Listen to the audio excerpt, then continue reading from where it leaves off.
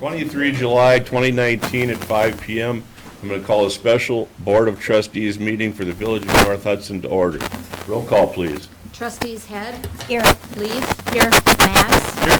Nelson. Pike. Here. President Wecken. Here. Trustee Zeiss. Here. Thank you. And I'm just going to make a quick opening statement. As everybody's in the audience can see, we've got, this is public comments. This is the first section on the agenda. This is not a back and forth between the board and whoever's in the audience and cares to speak. This is, we'll listen to what you have to say and your concerns, and we will not be addressing any of those statements. We're going to be limited to 2 minutes. We want to state your name and address when you go up there.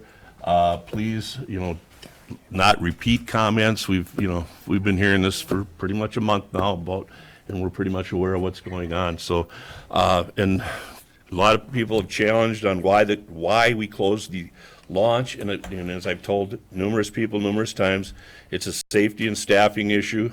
The demand for the park far exceeds the capacity, and we've had issues with ordinance compliance and threats. So during the 4th of July, that was the only launch that would have been open, and with previous history, I chose to close the launch, and I have authority under our ordinance 2.6, police powers of the president and the board of trustees. Item 3, adoption of ordinance. Comments from the floor. I'll let the comments go. But I almost tried to skip by that. No. Sorry about that. Freudian slip. So whoever would like to start out, please up to the podium and name, address, and 2 minutes. My name is Laura Brown. I'm at 601 Cherry Circle North. I'm just going to reiterate an email that was sent to the board on July 15th, of which no response has been made to myself. On Saturday, July 13th at 8:40 a.m., I attempted to access the beach at Ferry's Landing. I was greeted by a locked gate with no reasoning as to why the access was closed to this beach. I have a physical disability and needed access to the handicap spot that is closest to the beach. I was unsure of the reasoning, so I got out and tried to walk down the hill and slipped in the process with my cane. I saw that all signs to the beach show that it is open, however, the gate is closed for access to obtain that handicap spot. I am a North Hudson tax-paying resident that lives less than a block from this location, and I enjoy this spot as it is good physical therapy for me. I tried calling President Wecken with no answer but left him a voicemail. I also sent an email. I was then forwarded on a Facebook link with all interactions with the gate, so I was keyed in on some of the key issues.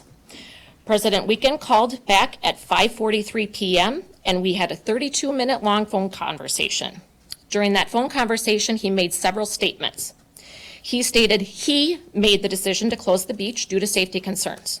According to your city code, section 2-6, police powers, it states the president and trustees shall have and exercise the powers of the police officer. I can find no record of a meeting with the 4 board minutes that state that this action was completed.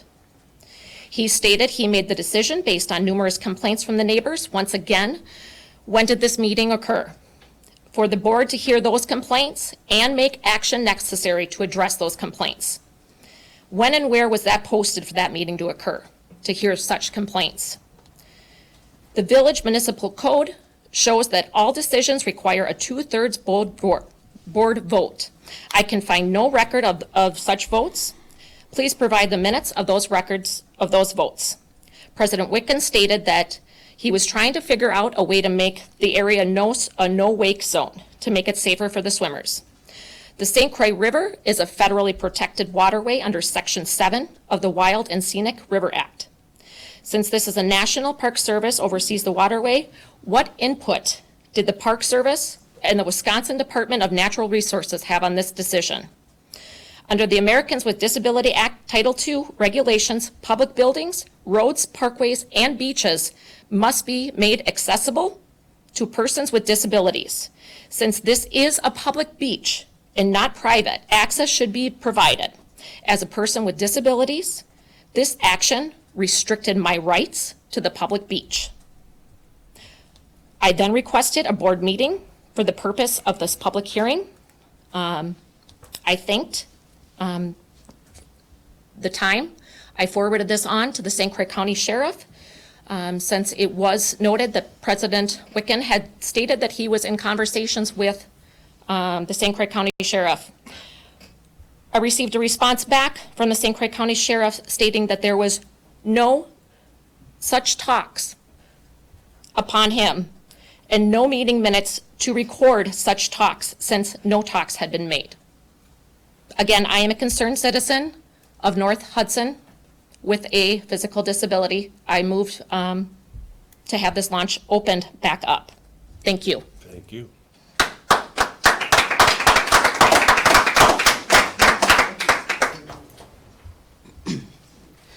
My name is Andrew Hetchler, 330 3rd Street North Hudson here. I'd like to see this launch reopened as soon as possible. I've spoken to about every one of you on the board and left messages with a few that didn't call me back. I'd like to address a few rights violations that have happened recently, namely the handicap spot, but also, this all centers, from what I can gather after talking to everyone, around a jet ski club. So that's the big elephant in the room. The jet ski club has a right to be on the river. These people who bought houses next to the boat launch and complain about the noise bought them knowing that there was a boat launch there when they bought the property before they even built those homes, or knew it when they bought the home. The jet ski club has a right to be on the river, but they have abused that right. I'll grant you that. They have come in far too great a number, stayed from sunup to sundown every Saturday, every Sunday. They openly admit to this, and that is a violation of their rights. That's an abuse of their rights, if you will. We have a First Amendment right, but it doesn't mean I can go downtown shouting the F word at the top of my lungs. That's an abuse of my First Amendment right. I also feel there's another abuse of rights here. The abuse of power by this board and the lies that have been told me by this Board of Trustees. I was told this was a safety issue. It's not. I was told that they contacted the DNR and tried to get this changed to a slow no wake here. They have not. I've contacted the DNR. Neither one of our local game wardens nor anyone at the state level has any knowledge of North Hudson wanting to do that. Also, it would take an act of state Congress on both sides of the river to do that. Now, if that's something we want to explore, that's fine. I see no reason why the boat launch needs to stay closed in the interim. I was also told by a member of this board that there were death threats made online with pictures of Stan and Bryce and their addresses posted, and that's why it was shut down. That can't be true, because there would be a police report if that were true. What person in their right mind would contact their local board of trustees instead of the local police department? We've checked. There are no police reports containing any information about death threats at all.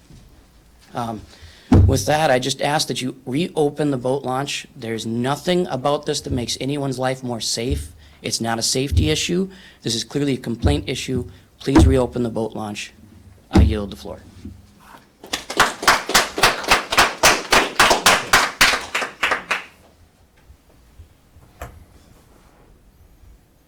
Anyone else?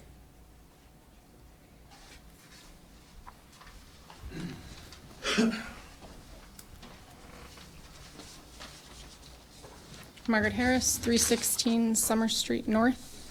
We're going on 3 weeks now since the ferry landing gate has been closed, which is quite a long time in our short summers here.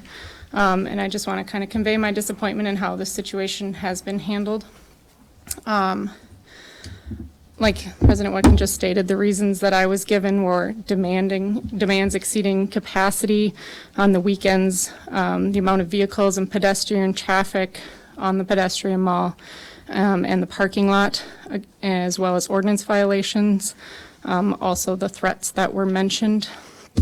When asked how many people were threatened, who was threatened, if there were police reports on the matter, I was informed by Mr. Wicken that he did not have any of that information. I had assumed that would be something he would have if this decision was based on something in regards to safety.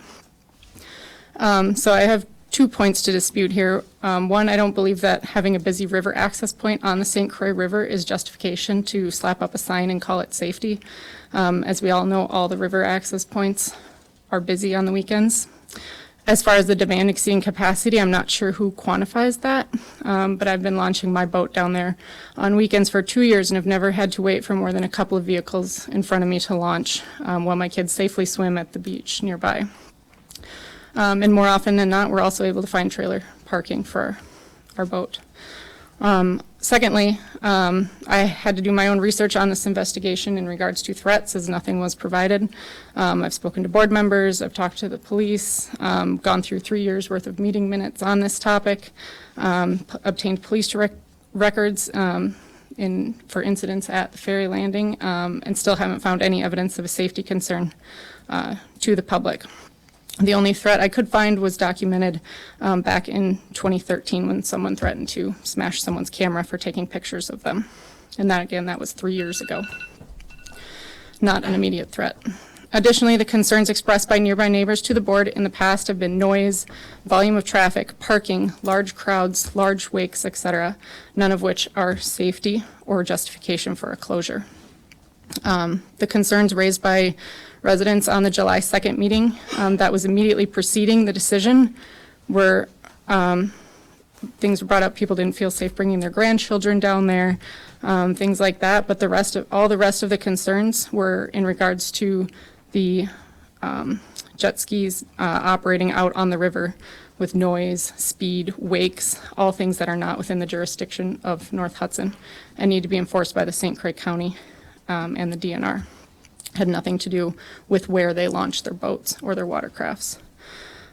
So now, since some of the people don't feel comfortable bringing their kids down there, none of the rest of us, or I, nor my neighbors, can launch our boats down there with our kids on the weekends. So as Mr. Wecken alone made this decision without consulting the St. Croix County Sheriff, the North Hudson Police Department, the Wisconsin DNR, or even a vote with other board members, I assumed this was an extreme situation. However, that was not the case, and I have reason to believe that it was not justified. So I guess my question for Stan, and I know you can't respond right now, is just how often are you down at Ferry Landing on the weekends? Since, like I said, we're down there all the time.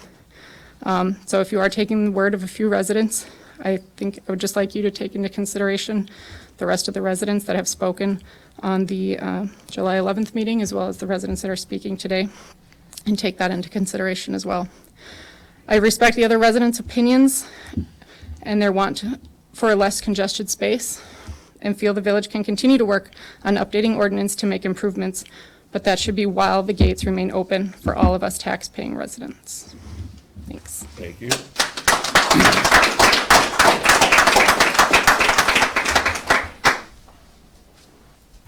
Anyone else?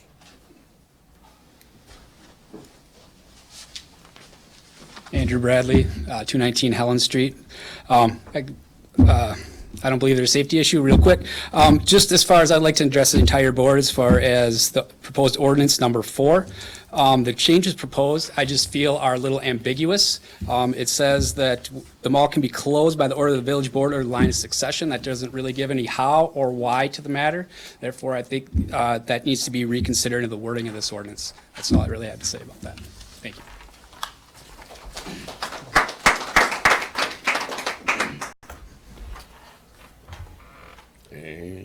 There we go.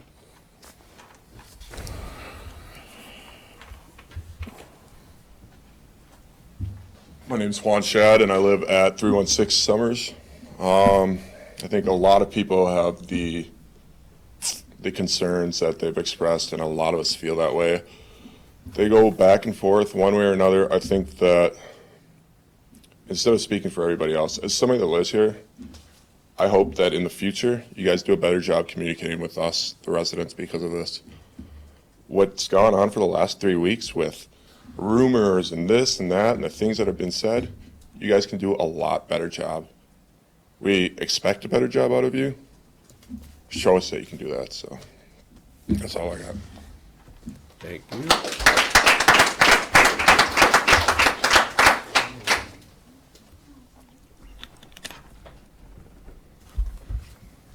Anyone else?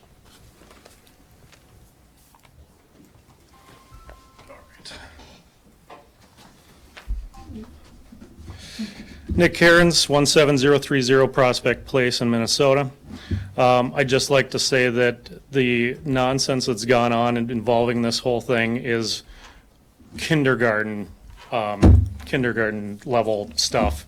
I can't believe that a group of adults would not talk to another group of adults about a situation that could be resolved without any laws, ordinances, or changes. But, you know, nobody wants to talk to anybody. They just want to shove it down their throat.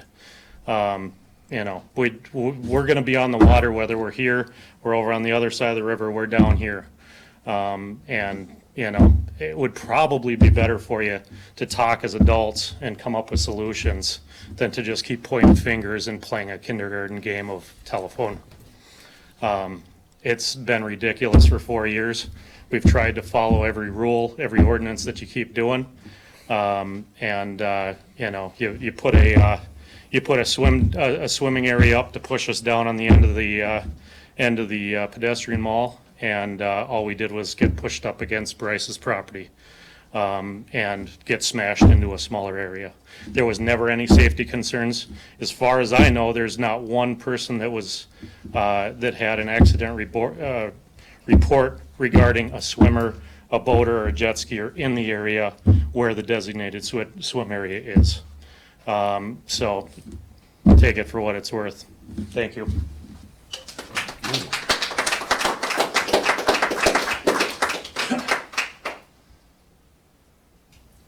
Next.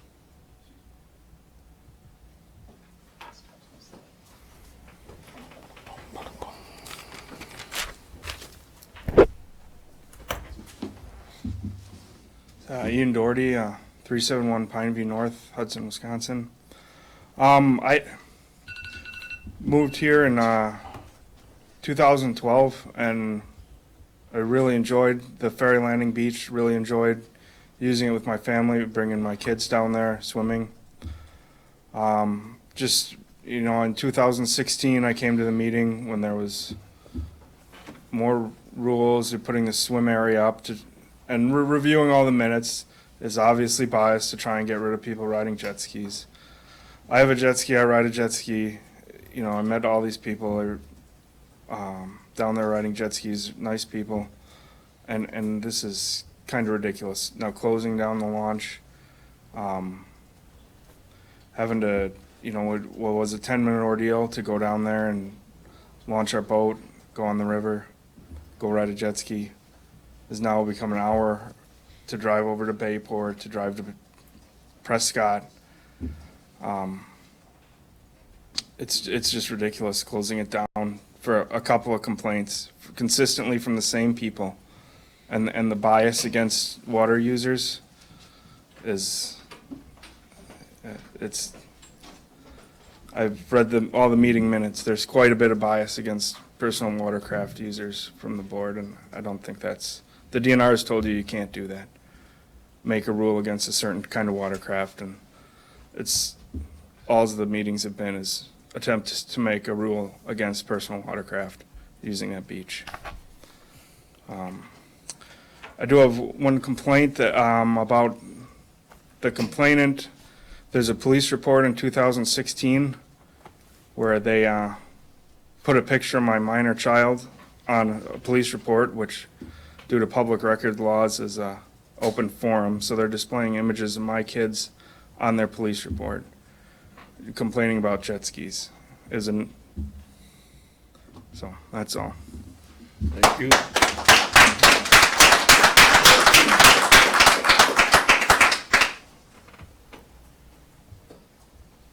Anyone else?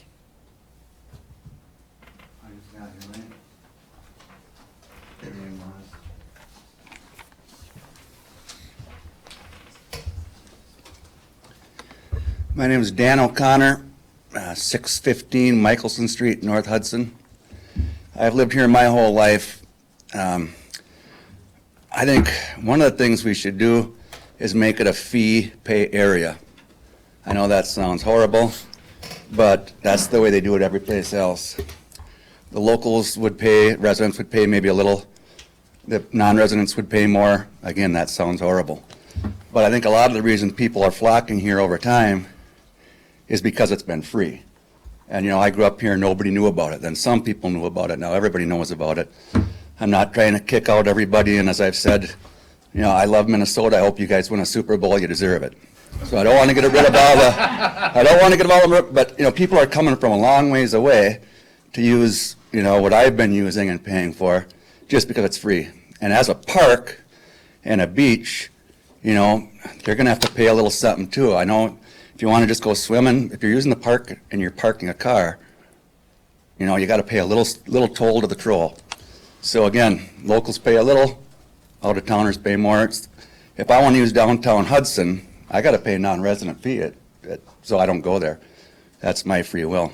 Other than that, it'd be nice if we could rearrange the parking a little better, so we could maybe get some more vehicles in there. I'm not a logistics engineer or a lawyer, I'm just a dumb welder. So, thanks, guys.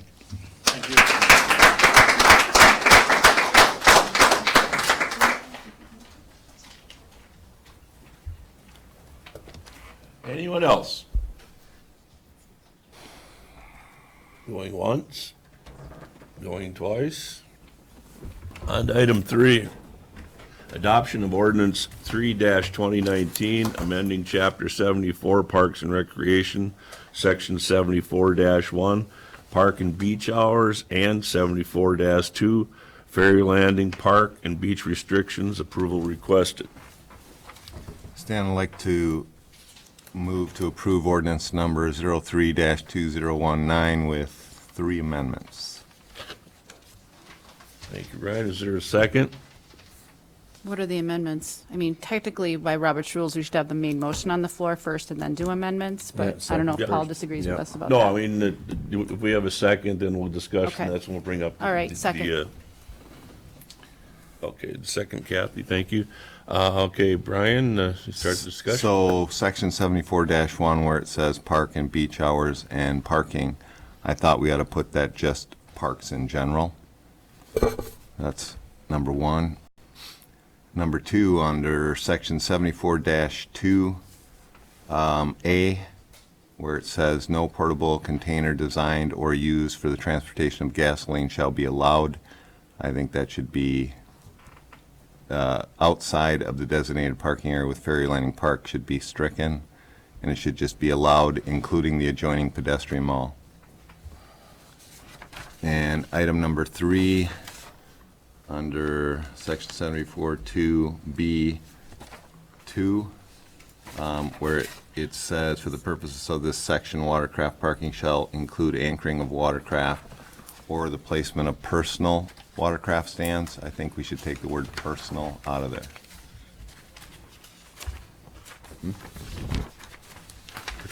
Those are my agreements. Discussion. Before we go too far on this one, I just have a question about, and I think a lot of people have this question, do these amendments solve for the problem we're trying to solve for? We believe so. You mean the ordinances? Yes. Okay. We're just changing, the wording is just to close, you know, I mean, loopholes that we've been, you know, informed of or whatever, you know, as they moved up the beach or whatever, and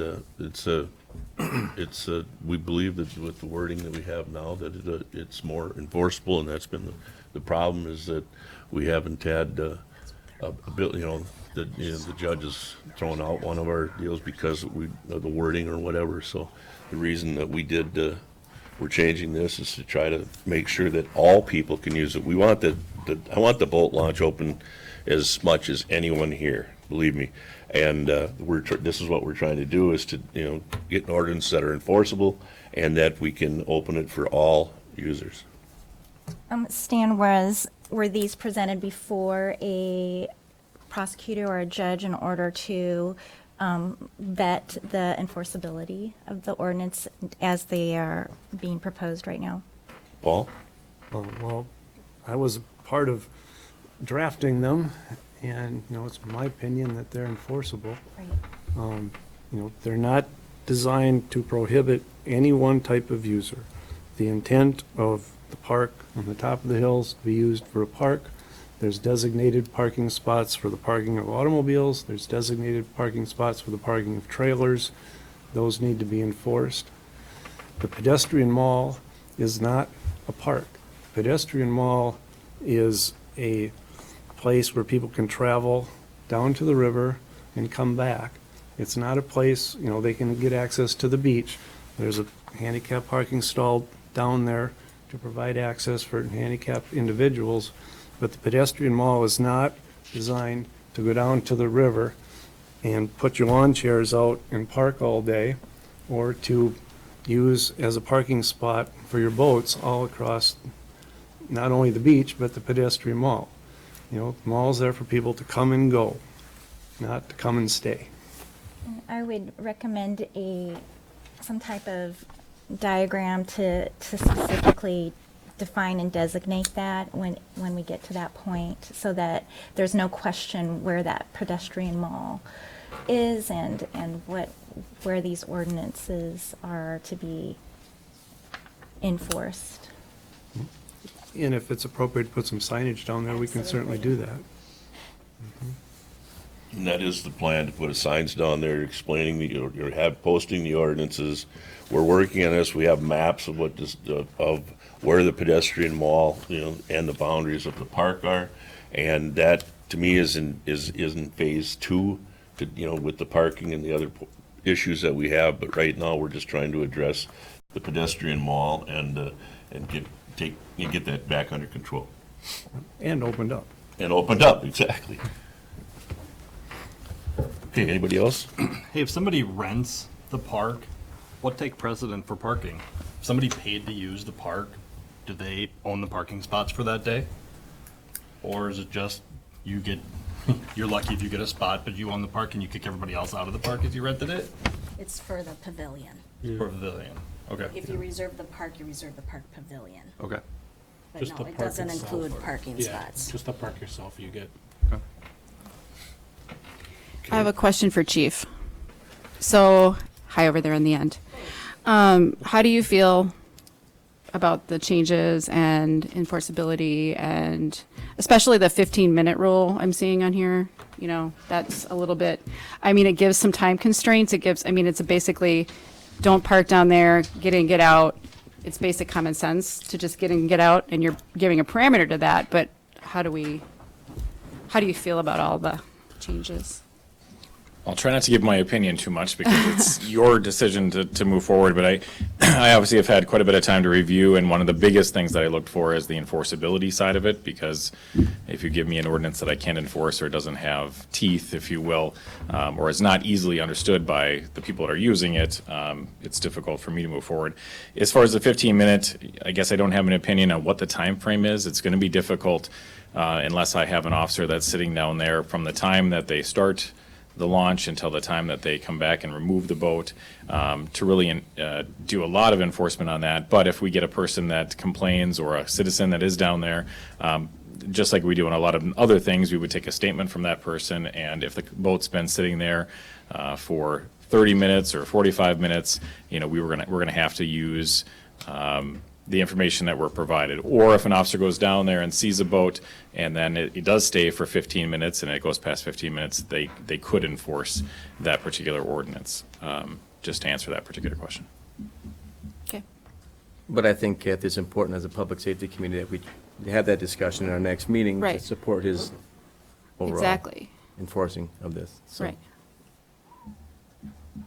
Another comment, I would strongly recommend people go out to state statute and look at pedestrian mall, some very good descriptions of what a pedestrian mall actually is. And I think you'll find a lot of good individual information there that talks about really what we have down here. So I'd go find that.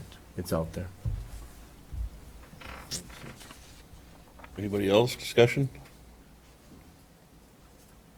Okay. We left your amendments hanging, kind of, didn't we? So, Maybe we could go through each one of those points one by one and. okay, 74-1 right at the top, where it says park and beach hours and parking. I was saying change that to parks in general, because it looks like an in general parks section. of the code, and it's falling under section 74, which is called Parks and Recreation. Yeah, it's designed, 74-1 is designed to handle all the parks in the town. That's why I'm saying, why wouldn't we change it to just parks in general? I think it's the only park that has a beach in it, so I think No. it's, there's another beach okay. My point is there, I think the beach section is important to separate. The fact is that the park's up on top and the beach is down at the bottom. Well, I guess the other situation, that we were talking about by making it for, all the parks and parking areas, if there's parking areas, for other parks is, the village just opened up the village for ATV use. Yeah. And, whether people will bring ATV trailers over and park in other lots, this would cover that instance as well. So this is a 74-1, I'm changing the title. Did it just say park? To parks in general. He wants it to say parks in general. Well. Any issue with that? You could make the park plural, parks and beach hours, so that it could be in. I said parks in general. Yeah, well, that's the change you would like to make. I think what Lori means is with the present title, you could say parks and beach hours and parking, The added parking is just. Doesn't parks in general cover all that, though? I would think, but. Based on what's under it?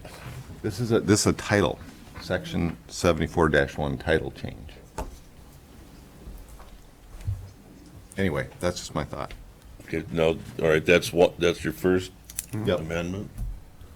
Should we vote on each amendment? Individually. Well, you'll need a second for each one. Okay. Okay, is there a second on that one? On the parks in general? We're going to get rid of the word beach, just for clarification. It's just going to be parks in general, and then they drop the beach and parking, I believe, right? Yeah. I prefer to leave that in place. Okay. Okay. Clearly defines what we're talking about. We're still looking for a second. If there's Yeah, no we're still second. looking that's for a going second. with it. There's no second.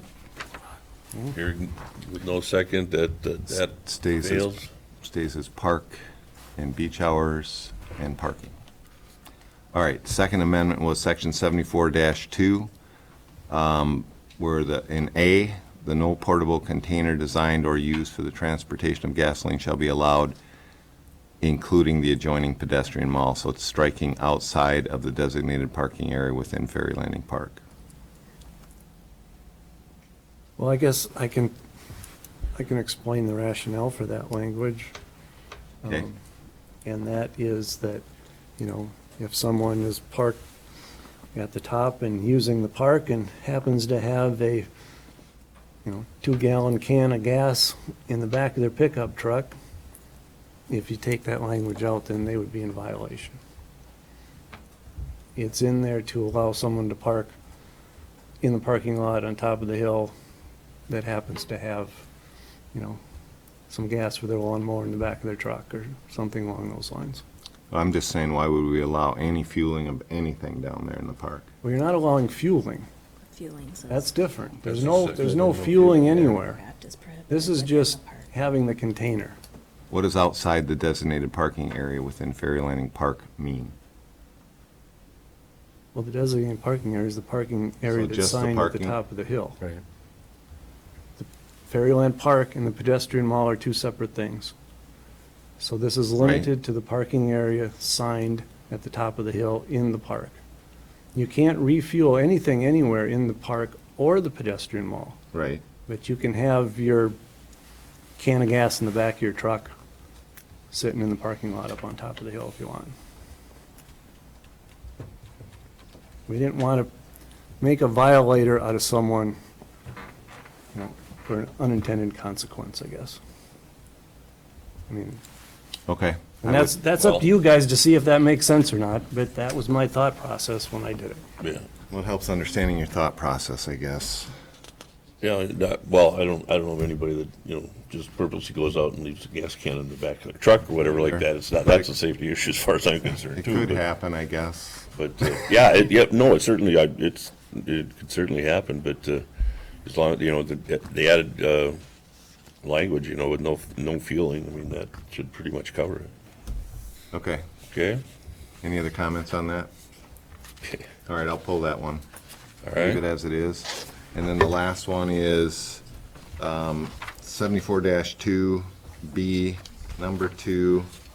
For the purpose of this section, watercraft parking shall include anchoring of watercraft or the placement of personal watercraft stands or similar devices. I was saying take the word personal out of there to cover all stands. I'll second that. Is it second? I'll second that. Thanks, Tim. Further discussion? Well, I can, I guess, comment on that. We went back and forth a little bit of that. You know, the chief had some input on that. And I don't want to speak for him, but I think the consensus was that, you know, for enforceability and to better define a stand, that the personal was important to have in there. So what if it wasn't personal to that person? Or personal? Well, personal watercraft is a defined term. Right. Usual term for Okay, the so watercraft. what about other watercraft? Well, I'm not sure I know of any other types of watercraft stands. Right. There are. Is that covered under or similar devices? Or similar devices, does it, I don't know that it covers it. I mean, I think what we're trying to say is we don't want stands on the beach or just off the beach in the water. And so I didn't want to limit it to just the personal watercraft. I thought it should include all watercraft, no stands. That was my thinking. Chief, does that make sense? Well, how about if we say, you know, personal watercraft stands or stands for other types of watercraft or similar devices? I'm fine with that. So you want to amend your You want to amend it? motion? So I amend my motion to say what you just said. What did it say? Personal watercraft stands. And I'll second that amendment. to Okay, the thanks, Tim. amendment. Oh, further discussion?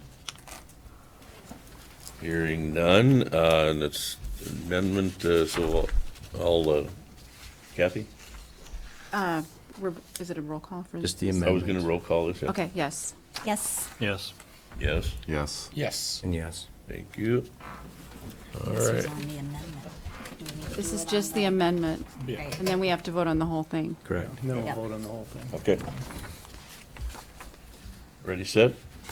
Okay, Yep, you're going to want a motion to pass it as amended. right. Yes. Stan, I move to pass ordinance number 04-2019 as amended, or 03-2019 as amended. Thank you, Brian. Is there a second? Second. Is that Kathy? Yep. Thank you. Okay, further discussion? Hearing none. Tim? Yes. Yes. Yes. Yes. Yes. Yes. Yes. Thank you. Ordinance 03-2019 passed unanimously. Item 4, adoption of ordinance 4-2019, amending chapter 82, streets, sidewalks, and other public places, section 82-9, pedestrian malls, approval requested. So moved. Is there a second? I'll second. Thanks, Phil. Discussion? Or corrections or I have a amendments? question about the posted by order of the village board or by line of succession. Okay, What does that mean? Does that Line- mean a vote? I know what a line of succession is. okay. What I'm asking is it an individual on the board that can do this, or is it a vote, which would be a really great idea? Well, the intent here is that if it was an emergency, the line of succession is for an emergency or, you know, whether, you know, that we can justify, you know, making an action without the full board. But as soon as the full board could meet, that's when you would vote on it. So it's saying there is a vote, but if the full board isn't available, it's the line of succession? Is that what this means? Only in the situation of an emergency when there's another ordinance that deals with that for emergency situations. And if that kicked in, essentially, then, you know, that person that's in that line of succession would have the authority.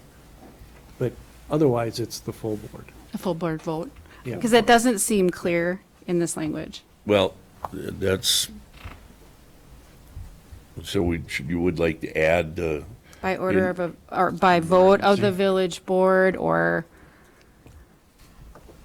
I mean, I move to amend somehow to make that clearer, because it seems like, unless I'm misunderstanding what you're saying, Paul. Well, the line of succession only kicks in under certain conditions.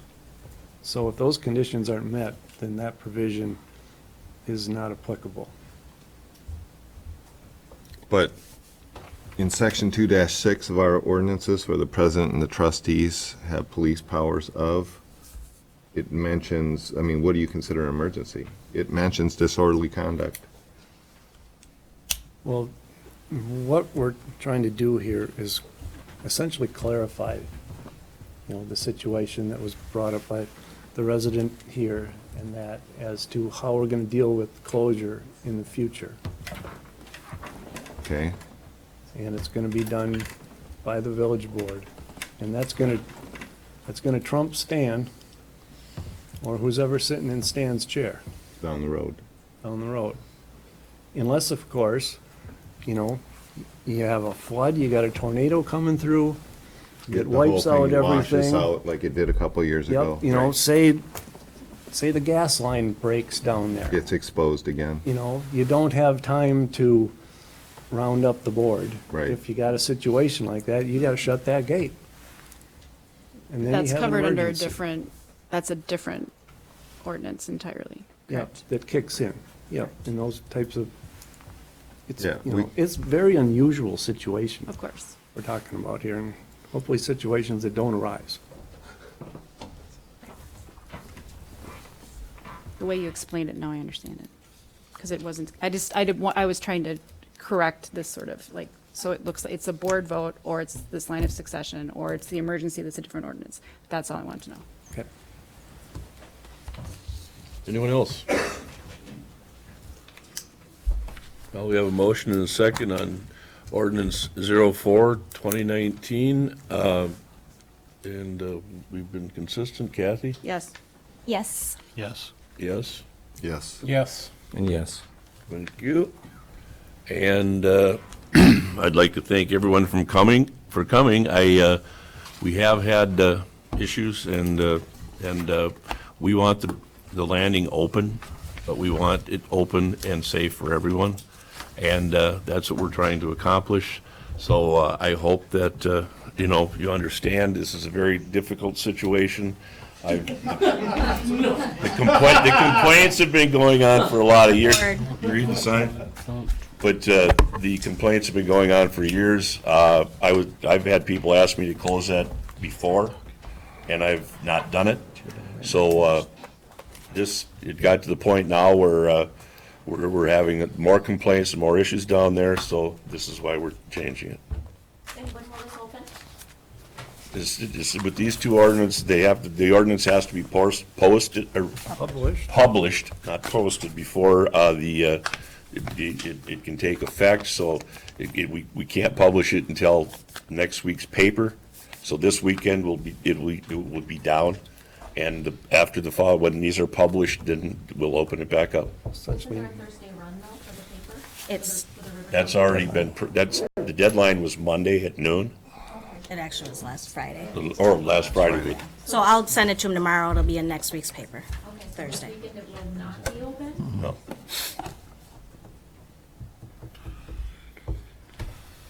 Do you understand these new ordinances, right, that there will be no parking? We can't. What's next on the agenda? I can't address any of that right now. That's not part of this meeting. What's next on the agenda? The next item on the agenda is adjournment. Oh, I can ask one thing before we adjourn. Okay.